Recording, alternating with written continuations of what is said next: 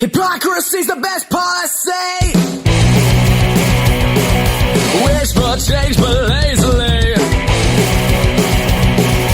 Century of debilitation. Your evolution is a damnation. Warranties can't fix a heart. Industrialize and drive us apart. What you advertise can't rationalize. Shining a new one, fix any lie.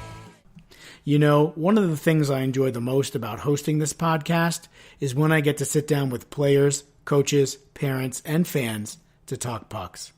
As the sixth in my series on being a female hockey player, I sat down with Melissa Burgess, sportswriter and host of A Woman's Place is in the Rink podcast, and Dani Chickone, adult hockey player and co-host of the Beer League Talk podcast. Enjoy. Hey, what's going on, everybody? It's your boy, Trav, a.k.a. 5 Minute Major, and as part of my ongoing series on being a female hockey player, I am so pleased to be joined by Melissa Burgess. She is a sports writer, author, online craftsperson, podcast host. I heard of her the first time I heard her show, A Woman's Place is in the Rink, which I absolutely loved the title of her show, and I thought it would be great to get her on. So, Melissa, thank you so much for coming on. Happy holidays. Happy holidays to you. Thank you for having me on. Oh, it's my pleasure.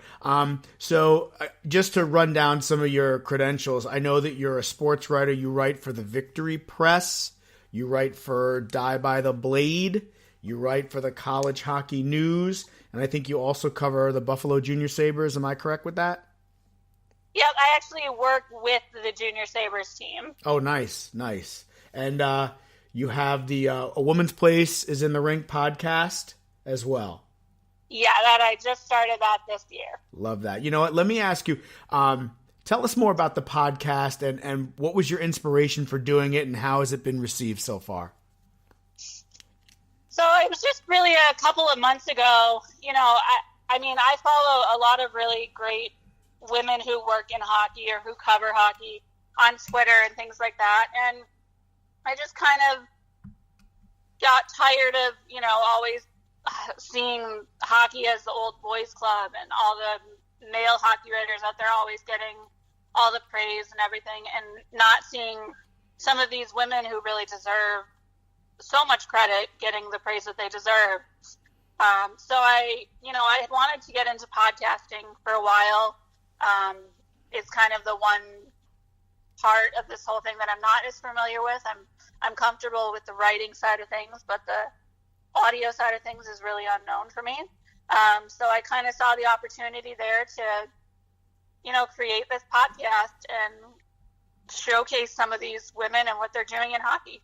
Well, I have to tell you, I listened to your inaugural episode with Melissa Burgess, who is someone that is, you know, obviously near and dear to both of us. I really admire the work that she does up there and, you know, covering the Fed. And I wish you continued success with your podcast. And I think it's, you know, the more young ladies I speak to that are involved in the game, playing the game at the high school level, at the college level, your outlet is desperately needed. And again, I hope that it continues.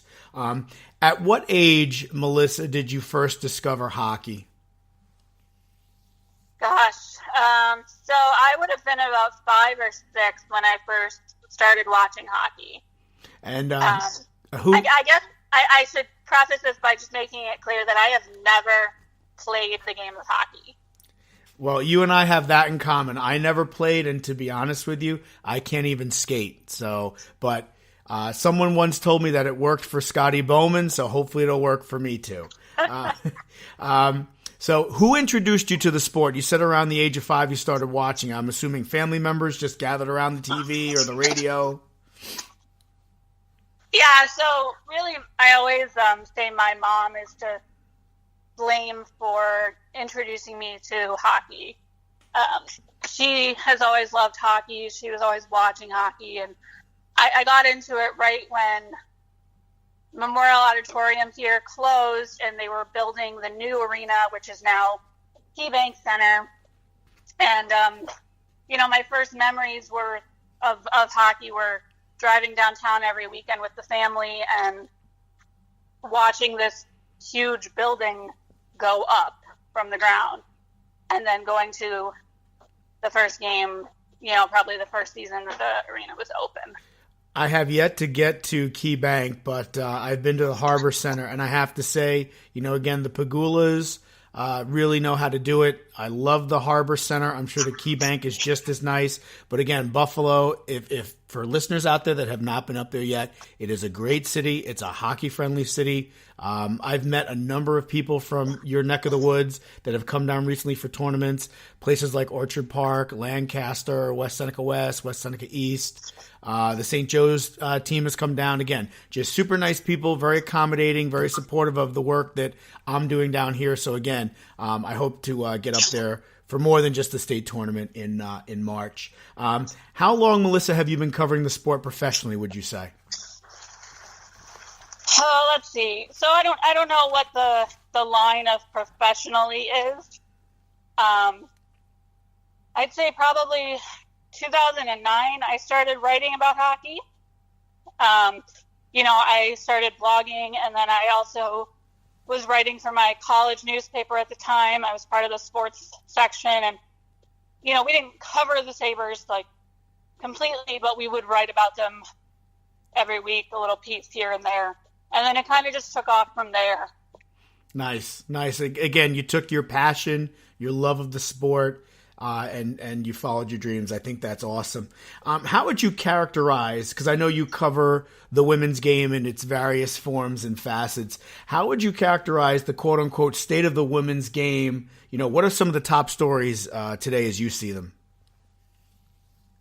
So if I had to say something about the women's game right now, I would almost say it's at really a pivotal point right now where we don't necessarily know what the future is going to bring. We've got, 2 professional women's hockey leagues in North America between the NWHL and the CWHL. And not to say that the professional game is the be-all, end-all of everything, but obviously that is the goal.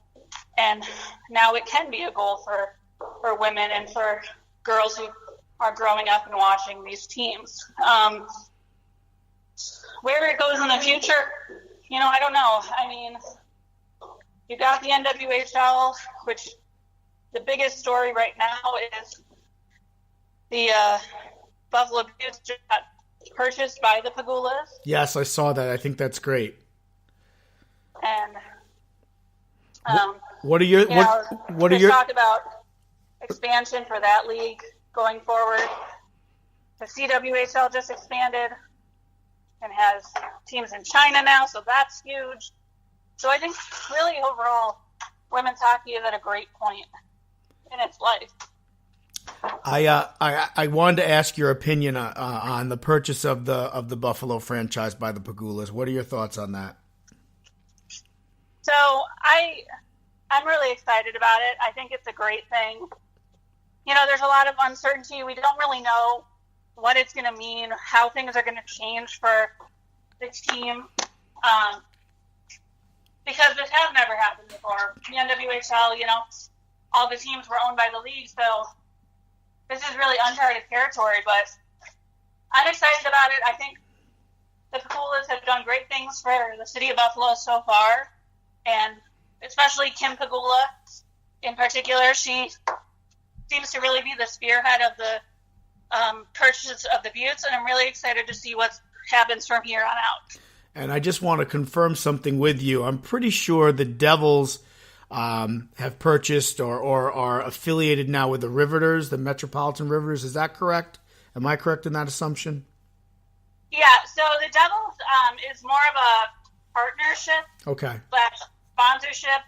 There is a little piece of ownership there, but it's not a full ownership like the Pagulas, where they assumed complete control of the Butte. I see.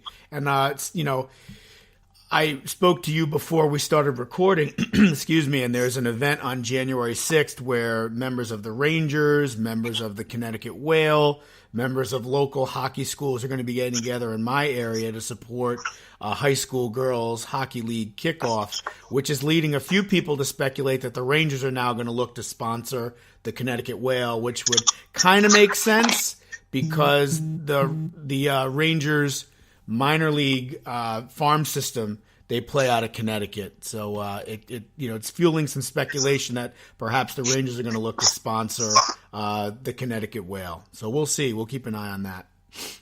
I mean, logistically, if the Connecticut Whale we're going to be paired up with an NHL team, obviously the Rangers would make the most sense. I think the one thing you have to think about with that kind of train of thought is, then, of course, everyone goes to the Boston Bruins and the Boston Pride. But we can't necessarily assume that would happen because there's also a CWHL team in Boston. And, Interesting that there's two female teams in that one city. I'm going to have to keep an eye on that and take a look into that further. Hey, quick question for you too, Melissa. What's your most memorable moment for you as a journalist thus far, since you've been writing? You mentioned you started really doing this kind of in 2009, and I'm sure there's more than one, but is there a moment that kind of sticks out in your mind more than anything since you started this journey? I think there's a couple, obviously, but just really watching the whole NWHL start from the ground up, being at the first Isabel Cup final, but also then seeing the Buttes win the Isabel Cup final this past season was really a pivotal moment for me. I wasn't able to be there in person, but I was watching it on TV. And, obviously, as a journalist, I'm not going to say that I'm biased toward one NWHL team or another, but the Buttes are largely my beat. They're my hometown team. And watching them come together over the course of the season and in the playoffs and winning that championship was definitely a special moment. Oh, it has to be incredibly rewarding. Again, as a journalist, as someone who covers the game and the teams, you have to try to be as objective as possible. But, human nature, obviously, it's nice when the hometown team, comes together to win it all. Can we switch gears for a moment and just talk a little bit about the Buffalo Sabres? Because, again, the Rangers are more my team, but I certainly keep an eye on the sport and the league in general. And could you just give me a sense of Sabres fans' mindset? I want to say you ran a poll on your Twitter page about what should happen, and I kind of chimed in with how about an all-the-above option. So could you kind of give us a sense as to what Sabres fans might be thinking right now and what you think needs to happen in order to kind of right the ship here? Yeah, so obviously, things are rough, for lack of a better word, in the Sabres world, and they kind of have been over the past few years. The team is frustrated, the fans are frustrated, players aren't putting up the offense that they think they should be. The goalie is letting in goals that maybe should be stopped. The defense is there some nights, isn't there other nights. And, it's frustrating because it's year after year, it's the same thing. Year after year, we hear they're in a rebuild, they're rebuilding. It's, there was a joke in there somewhere that I heard years ago about the Edmonton Oilers and how you hire an Edmonton Oilers player to do construction on your house and it never gets finished because they just keep rebuilding. I love it. Yeah, that's funny.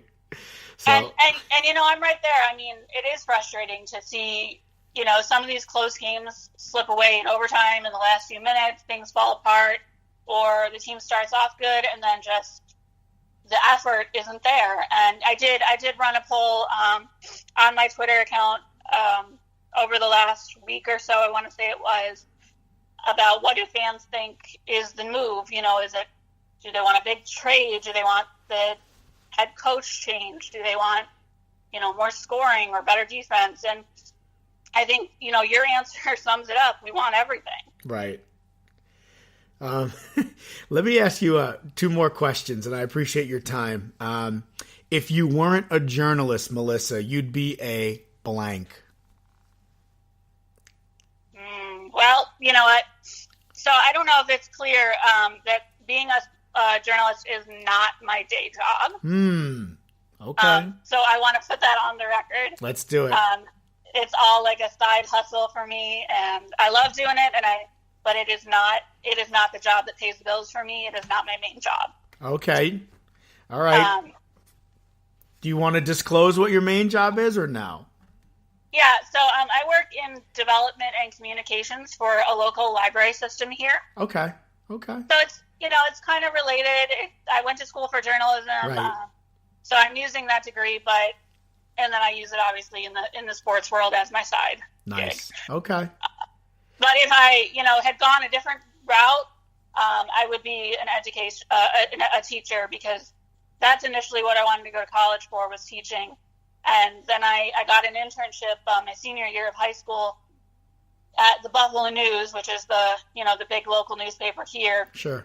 I did that for a couple of months. I was in high school. I didn't really do any like the heavy work, but I did some police blotter work and a couple of articles here and there, some obituaries and things. And really that was what solidified it for me and made me fall in love and made me change my major to journalism and go that route. So I love the story. Again, follow your dreams, follow your passion. I have one more question for you, and it's something that I ask all of the folks from Western New York that I run into. Who has the best stinger sub in Western New York, in your opinion? Jim Stakeout. Aha, okay. All right, there seems to be a clear divide between the Jim's Steakout folks and the Imperial Pizza folks. And then there's a few that tell me Elmwood Taco and Sub is good. So, I just really at the end of the day, Melissa, I want to be able to tell the Uber where to take me.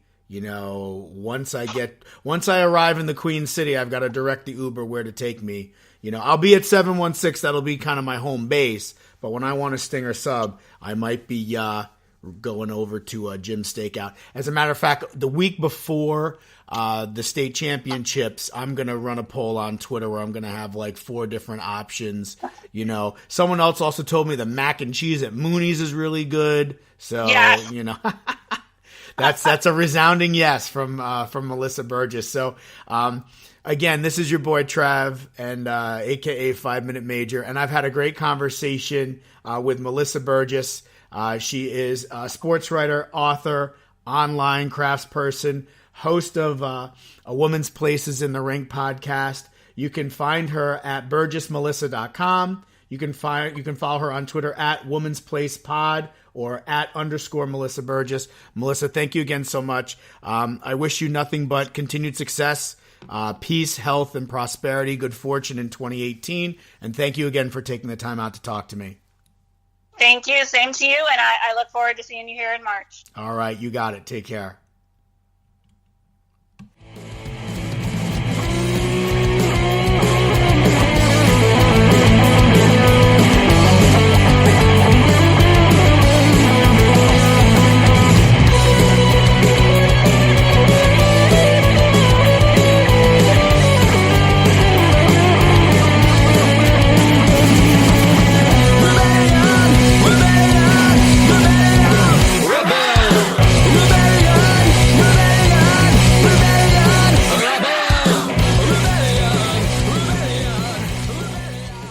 Hey, what's going on, everybody? It's your boy Trav, aka 5 Minute Major, and welcome to the HV Pucks podcast. This interview is part of a series that I'm putting together on being a female hockey player. I am pleased to be joined by Dani Chickone. I'm speaking to her. She's all the way out in Calgary, Alberta. So this is the real deal, ladies and gentlemen. I'm speaking to an actual Canadian about hockey. So this is what we're bringing you today on my show. We're not messing around. Dani, again, thank you so much. Merry Christmas. Happy New Year. I understand that you work for a local university out there doing marketing for recreation. You are a defenseman. You also referee. So you've been playing the game for a long time. Thank you again so much for taking the time out. Yeah, my pleasure, Trav. On top of all of those great things that I do to stay involved in hockey, I also am on a hockey podcast about beer league. Not quite the same as your high school guys, but yeah, my buddy Nick and April and I do a podcast called Beer League Talk, and yeah, so I think we got a lot in common here. Oh, I'm definitely going to have to check out your show. So before we wrap up, I want you to definitely tell all my listeners how we can get a hold of your show, because us podcast people have to support each other, no doubt. So absolutely. So how old were you, Dani, when you first started skating? Skating? That's definitely before memory, but I'm guessing my dad's a good Saskatchewan boy, like a lot of NHL players. That's, small town Saskatchewan, all they have to do is skate and drink, right? So he had me on skates before I can remember. I love it. Maybe 4 years old, 3 or 4. Okay. That works for me. So you started skating, let's say, around 4, and I'm assuming your dad introduced you to the great sport of hockey. He did, but I gotta admit, I was a figure skater first. Okay. That's how I learned both, and they tricked my little brother into figure skating too. They told him it was power skating. Love it. So that's how he got us to have our good, control of our edges and that. Right. And I actually, the way I was introduced was watching my little brother is a year younger than me, and I watched him play when he was 6, so I would have been 7. And I remember the story my dad loves to tell is that I watched my brother, and I turned to my dad, and I threw my little fit and said, "Dad, I want to play hockey." And he turned to me and said, "Are you sure?" I love it. And so, I convinced him to get me all the gear and had my first season when I was 8 years old, and I have not missed a season since. So that would be 24 years of hockey. Wow, that is impressive. So you are the kind of like the Iron Man here of female hockey players. I love it. I love it. So what do you love most about playing hockey? It kind of seems like a silly question, but in the beginning when we first started talking, you said you like silly questions. So. Oh, that's such a tough one. I guess it speaks to my competitive nature. I'm absolutely will admit I'm a competitive person, and I don't know. It's certain parts of it have just always fit for me. I have played defense almost my whole life, and I guess my favorite part would be now that I'm playing in men's beer league is when I get to do a pinch off, like a rub out on the boards, and I take someone twice my size into the boards, and they're just confused as to what's happening. I love it. I love it because I have a couple of questions for you about, again, playing the game and how you're treated on the ice, and throwing in the whole beer league thing. It's going to be definitely interesting. So what's the highest level of hockey you played in your 24 years? I guess I'd be in high school. I played what would be the equivalent of AAA, but in Canada, or at least most of Canada, we don't have the population density to have high school leagues, so we just have our midget leagues that are more of like community zones that put teams together and then play against each other. Right, but it's safe to assume that your little community league would like probably smoke basically everybody like where I live. I'm going to be honest with you. It depends which community, but I'm sure, we have some really strong hockey players. Calgary's got a great hockey community for sure. Love it. Do you have, I don't want you to give away too many trade secrets, but do you have a pregame routine that you kind of go through to get ready for the game? I don't know about routine, but I'm definitely I'm one of those early keener people. Like, I like to be there an hour, 45 minutes early, and generally on game day, I like to eat same sort of thing. I like chicken and rice and vegetables. That's my go-to game fuel. Love it. Love it. There's definitely something to be said for getting to the rink early because I'm an off-ice official and a public address announcer for the local team. And the other day, the opposition got there late and they were just scrambling. And you could tell the coach was on edge. The players just weren't sharp. And at the end of the first period, it was 3-3. And I was kind of looking at myself, rubbing my eyes saying, is this really happening? But it just goes back to the old adage that, to be early, to be on time, to be on time, to be late, to be on late, to be law. You know what I mean? So again, it all goes back to, But I'm not saying that I'm there early and I'm ready first. I get there an hour early and I'm the last one ready. I get distracted by my conversations with my girls. On my women's team, that's my favorite part is getting there early and chatting with the girls, catching up for the week, and it's a total social thing. So that's why I like being early. I love it. I love it. I'm gonna have to take your word for it on this next one because I've never been to Canada, let alone been to Calgary. But when I get out there, I'm gonna look you up for sure.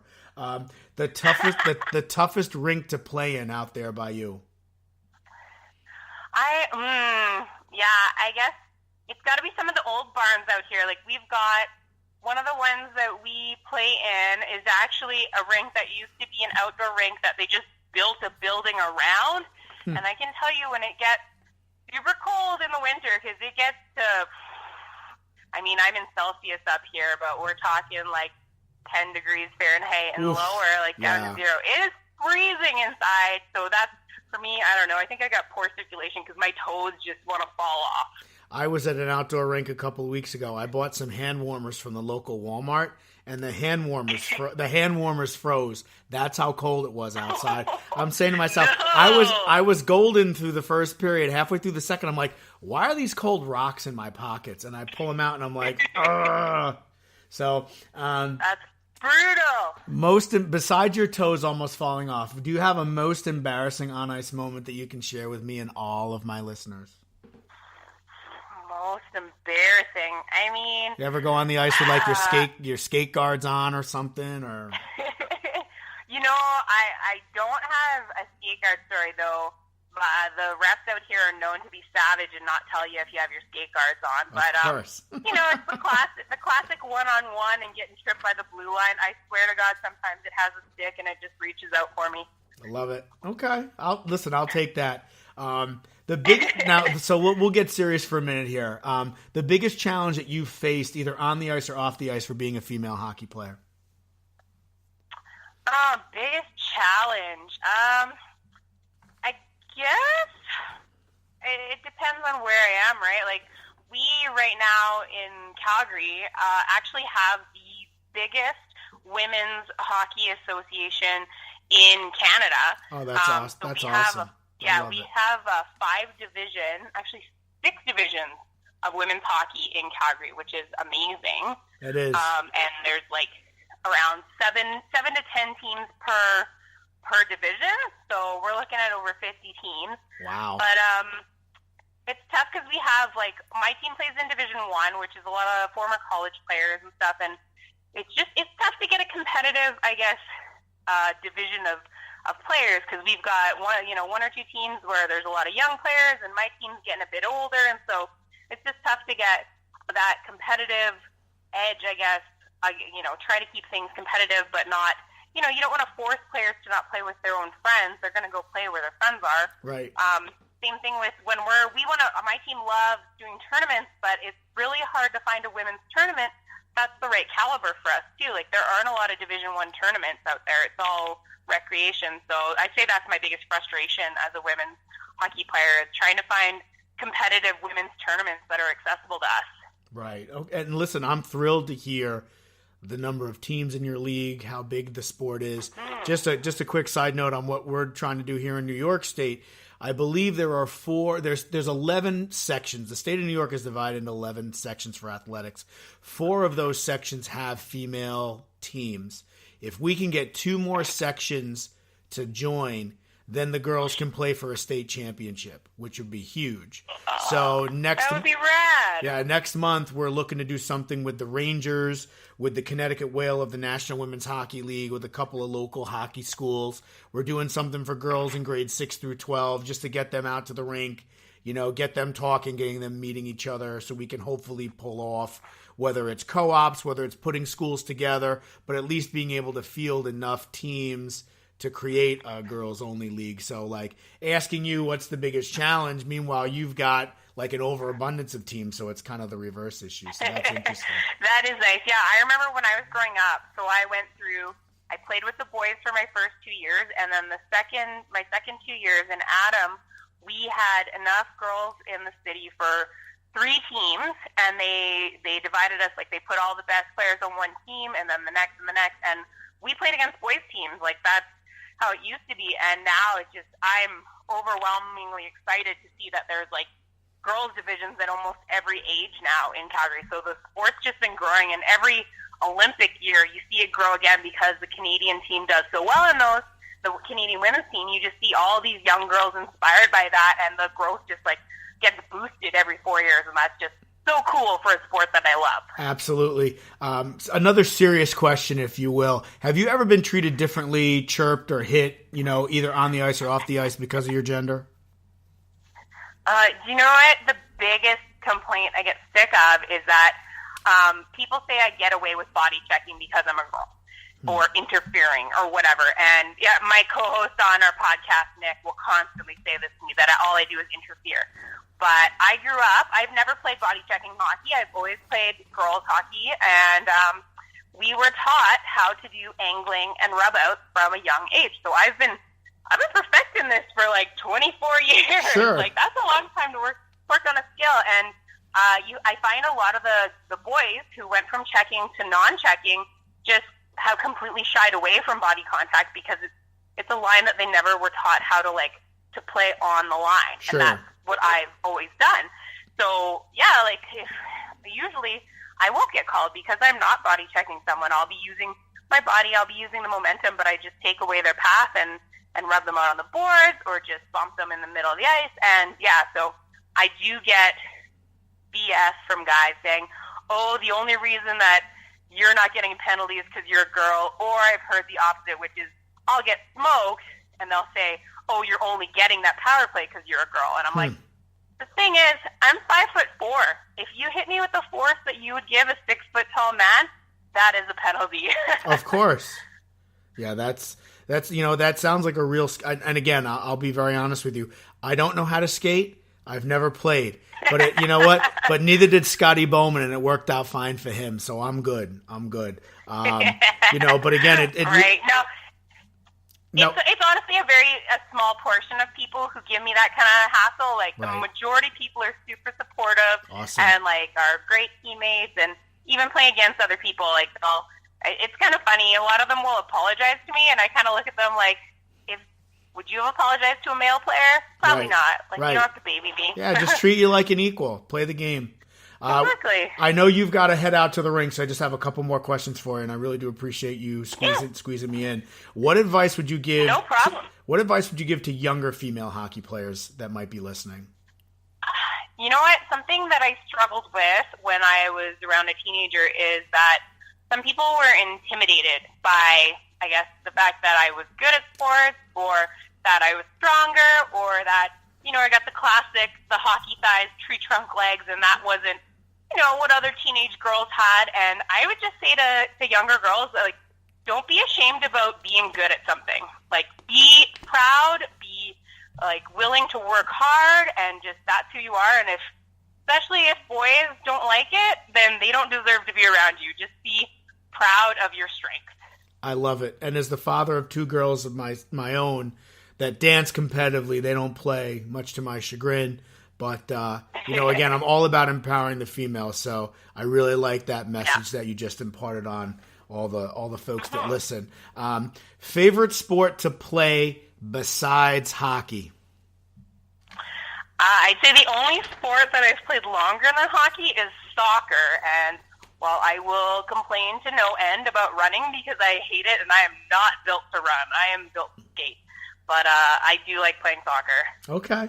All right. Now, this is going to sound like a silly question, but you like silly questions. And we did talk about this a little bit before we started recording.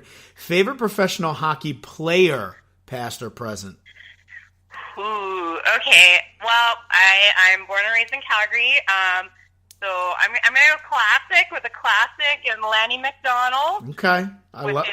His beautiful mustache, and he's still around Calgary. You hear him doing ads on the radio sometimes for local car dealerships.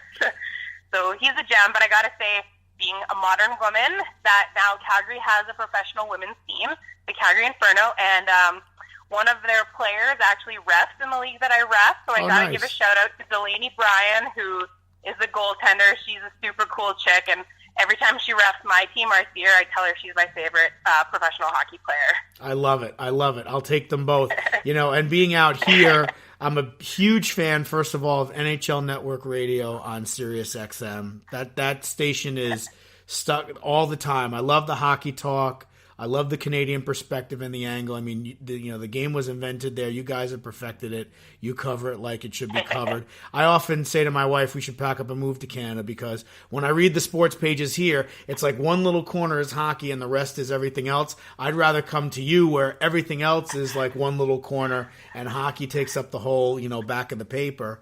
But I do know who Lanny McDonald is, because he's always featured on those commercials. winning the cup, and he's a fixture. He's also very involved, I know, with the Hockey Hall of Fame. I think he's the guy that calls everybody when they get nominated. So I am familiar with him. He's a national treasure, yep, for sure. Love it. And rest in peace to Johnny Bauer. I just saw that he passed away, which was a big blow to the hockey world. So. Yeah, for sure. All right, so one last question. Favorite professional hockey team? I know you mentioned the Calgary women's team, but do you have a favorite professional male or men's team, pro team? Well, like I said, born and raised Calgarian, so Yep. I love my Calgary Flames. Sure. But, the Flames are my number one, but my number two, my dad moved to Tampa about a dozen years ago Look at to him. remarry, and so I get down there once or twice a year, and I get Nice. to go watch the Bolts play, and so I'm a big Bolts fan too. How is that arena, by the way? Oh, it's gorgeous. Yeah. It makes me jealous up in Calgary. Like we're begging for a new dome up here, but down there, just the stark differences between a Canadian cold, wintry season versus going down to Tampa and wearing your shorts to the arena. Yeah. It's something else for sure. I was going to say shorts and flip-flops walking out of an arena and going to the beach and having like a Bud Light Yep. lime or whatever. It's just got to be a different experience. So, Yeah. all right. Yeah, you can't build a rooftop patio in Calgary in an arena. It just would not work. I haven't been down there, but I got a buddy that does a blog all about the Rangers, and he's been to the Tampa arena. He's been to the arena where the Panthers play. He's actually going out to Vegas next week to watch them play the Rangers, and he's been to Montreal a couple of times, Detroit. So he always chronicles his visits with and he raved about that Tampa rink. That's why I was asking you about it. So, it's gorgeous. You got to hit it. And so again, as we wrap up, I really do appreciate you taking the time out to speak with me, Dani. This is Dani Chickone. She plays the game. She refs. She's been playing for 24 years, but I want to make sure that my listeners and my followers know where to find you and your podcast. So take it away. Yeah, so our podcast, again, is called Beer League Talk. You can find us at beerleaguetalk.com or on almost any social media. We're on Twitter, we're on Instagram, we're on Facebook, YouTube at Beer League Talk. I love it. I'm actually going to follow you on Insta right now. And if I'm not, I know I'm following you per se on Twitter, but if I'm not following Beer League Talk, I'm going to follow it.